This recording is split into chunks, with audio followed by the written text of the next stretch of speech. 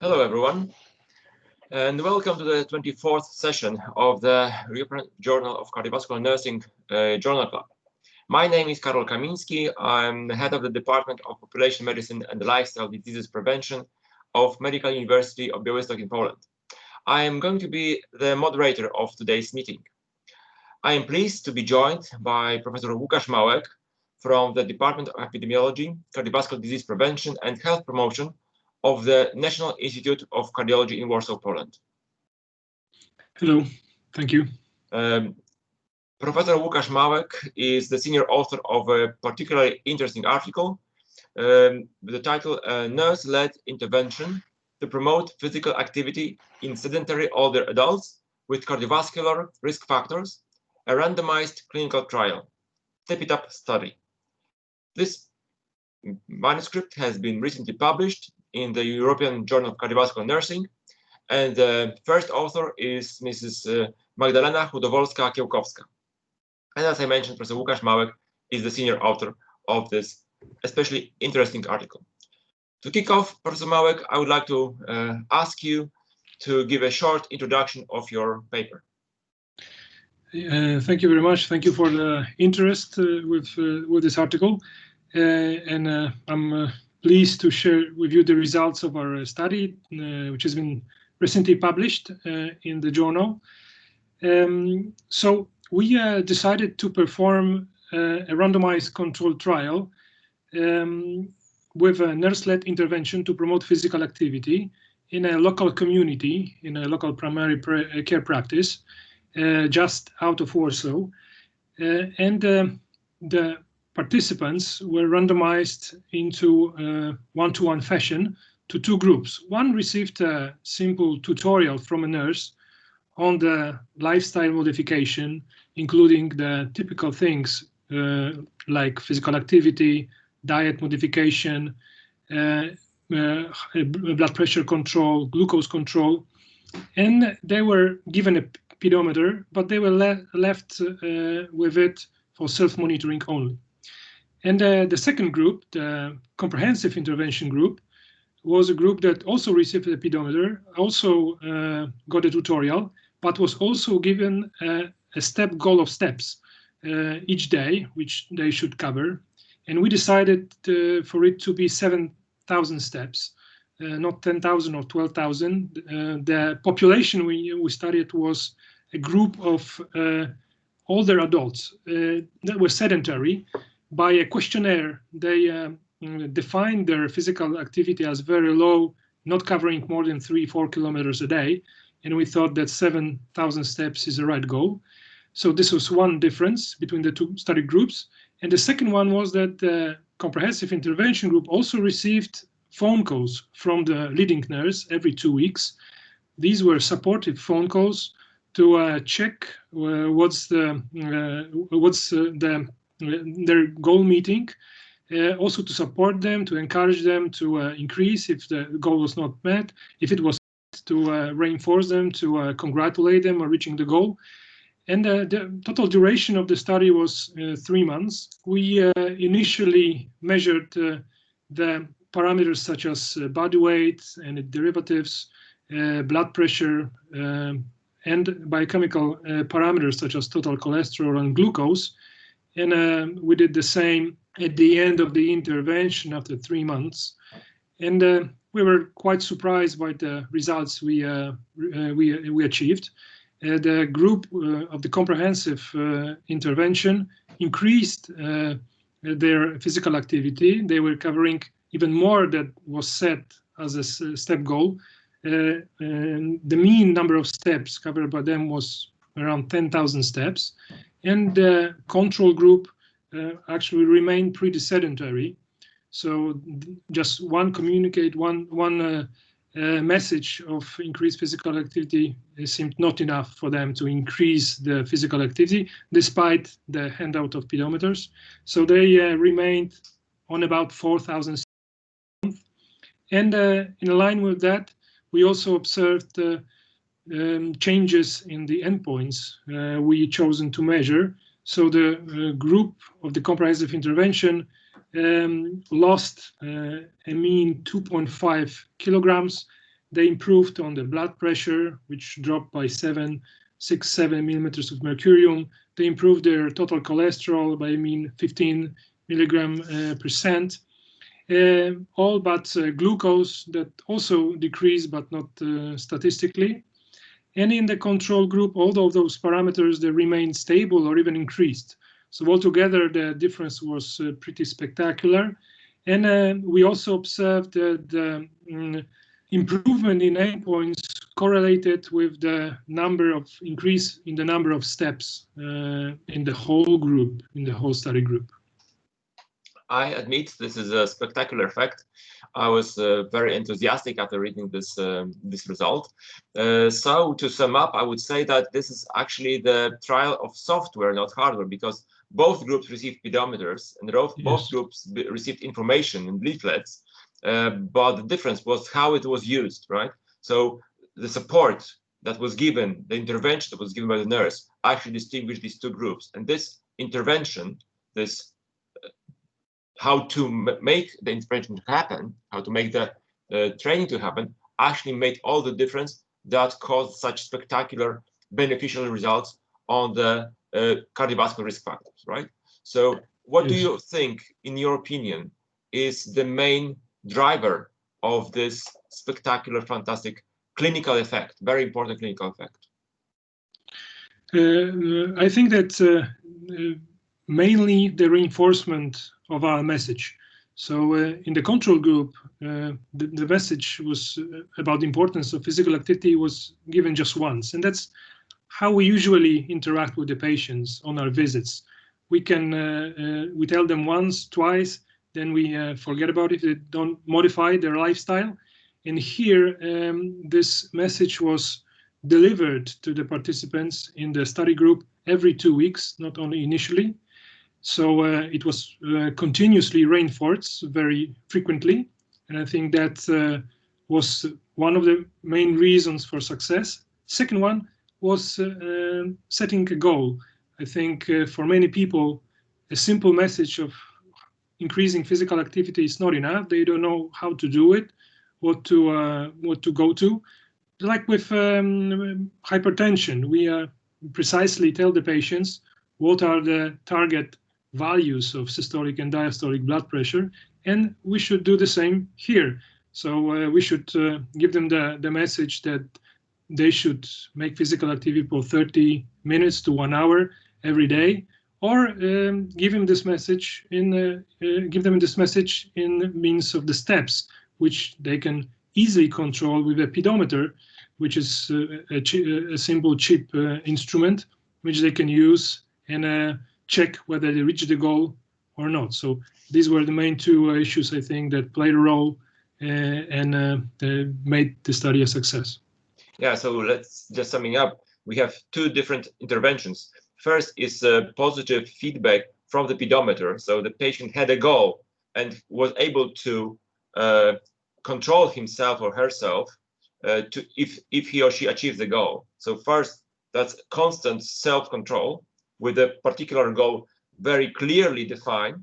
And second is the external reinforcement, external. So exactly that supports this other results where we do not see sustained effects of cardiovascular rehabilitation long time after the rehabilitation period. So we cannot really rely only on single bout of exercise, single period of cardiovascular rehabilitation. We have to give the patients long-term support, as you precisely did in your study. And in your study, it was a nurse who was the leader of such intervention. Why do you think it is a nurse who is the perfect person for such intervention, for such situation?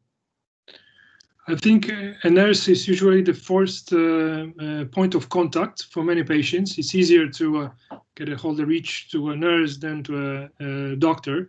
And often these patients come for blood draws or they contact the clinic to receive some information, and they are in contact with the nurse. So they know the nurse, the nurse knows the community. As I said, this was a small community of less than 20,000 people.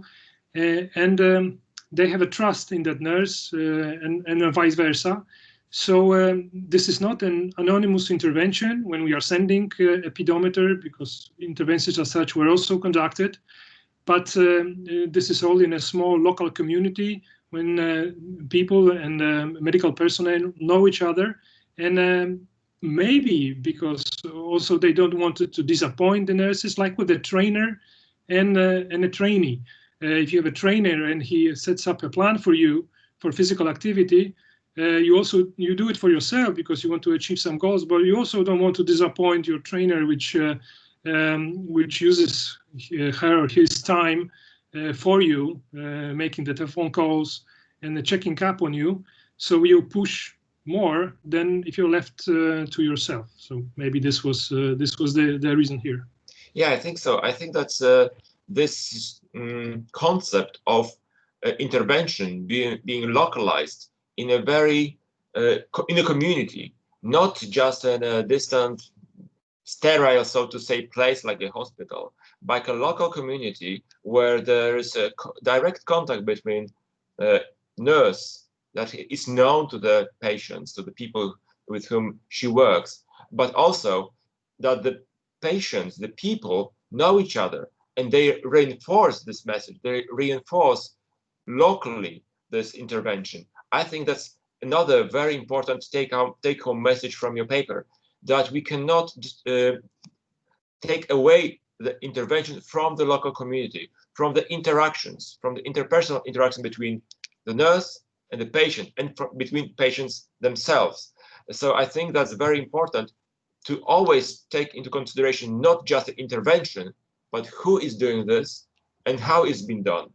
And I would assume that the person who has been performing this intervention must be very devoted to the project, to the program, and must spend quite a significant amount of time in interpersonal contacts with the patients. And do you think that such intervention is sustainable in the long term? Of course, our study was only 3 months long, so it was not very short, because some studies lasted only 4 or 6 weeks, but there are interventions, longer one, up to 4 years. And we'll have to see in a second analysis whether it's sustainable. But from the previous studies with a long follow-up, we know that this effect may be sustained. It may be a little bit lower. It really is a little bit lower in the longer term. But I think after 3 to 6 months, if those people see the benefits they're getting because they feel better, we had some clinical endpoints, like a soft clinical endpoints here in terms of the symptoms, patients coming to the clinic seeking help, and people in the intervention group, they're less likely to seek help. They feel better, and they also see that they're losing weight, that their blood pressure is better, cholesterol levels are better. So it's really, if you push yourself through this initial 3 months and you see the effects, then it's easier for you to keep on going and maintaining that. The critical points are the first weeks when you don't see the effects, but you start to doing physical activity, you struggle. It's usually tiring because you're not used to it. And with time, it's getting easier, and you also see the effects, and it becomes a change in lifestyle, a true change in the lifestyle. You change your patterns of life. So yeah, I hope it will remain, the effects, at least partially. I agree with you that the effects, the sustainability of the study will depend very much on the effects that people see from their own well-being.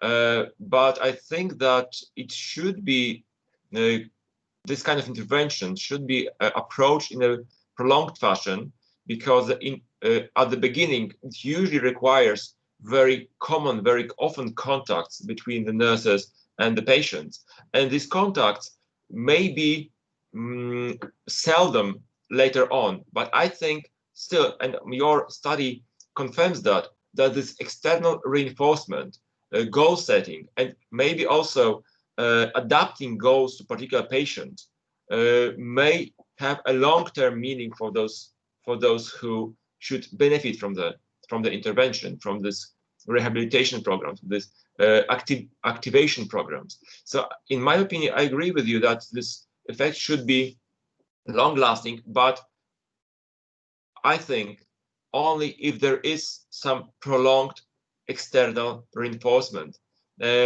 because in many patients, even those who change their lifestyle after first 6 to 12 months, even they can come back to the old lifestyle if they are not supported from outside. Sometimes the support can be found in the family, sometimes can be found in the community, but it should be supported from the outside, from the external, not from the inside. And we have to also take into consideration that sometimes family can have positive effect on the lifestyle, but on the other hand, if they support reinforcement, the family, the group they live in, can have also detrimental effects on their lifestyle. So therefore, I think that we should always think about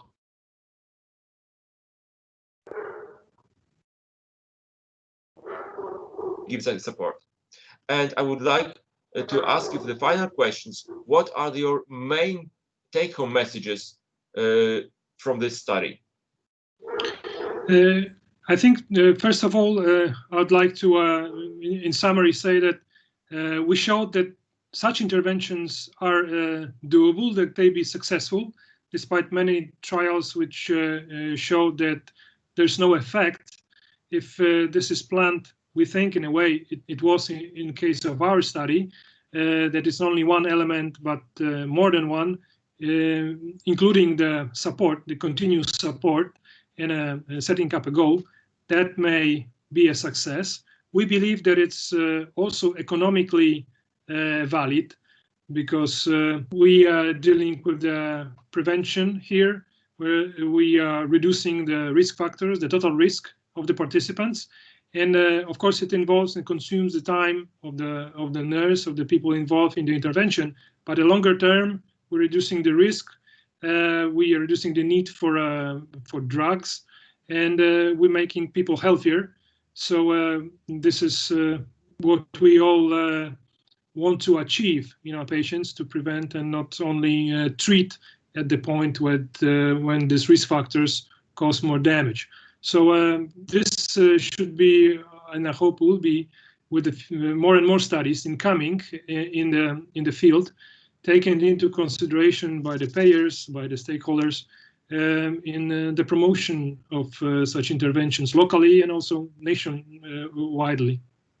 Yeah, thank you very much. I think that is very well described. I would like to stress even more that all the effects actually lower the cardiovascular risk. If you will look at the components of the European Society of Cardiology score risk, nearly all of them were lowered by this intervention. Total cholesterol, systolic blood pressure, and also if we add to that, if patients were smoking, also smoking. So we will be able, probably, if this intervention is sustained in the long term, to lower the cardiovascular mortality, something that is our goal.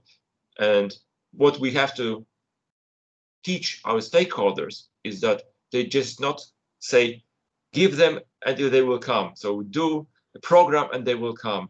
It's the quality of the program, it's how it's supported, not just pedometers, not just leaflets, but how these programs are run in the long term, that will matter, and that how they will lower the cardiovascular risk.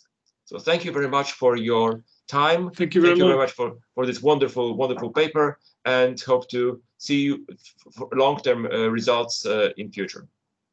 Thank you very much for, it was very nice talking to you. Thank you. Thank you very much.